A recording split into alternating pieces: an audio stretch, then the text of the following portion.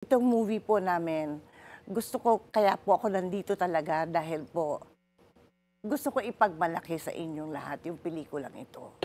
Anong storyline niya, Inay? Ah, si Baby, ako po Yes. yun. May baby's lechon.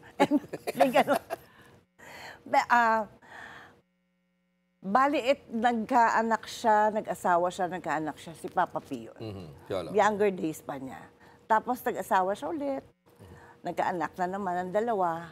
So parang iba, di ba? Dati kami, you and me against the world, Correct. ng anak ko. Pero this time, parang naiba dahil parang out of place siya. Right. So, pumunta ng States, ganon. Pero hindi siya naging masyadong successful, bumalik siya. So, hirap na hirap, parang hindi na kagaya ng dati, di ba? Parang ganon. Hirap ng nanay. Hindi ko alam kung paano ko Iba-balance. ibabalance yung tatlo kong anak na lalaki. Tsaka gustuhin ko man na dahil may cancer ako dito, yun ang story talaga nung may cancer, si Baby.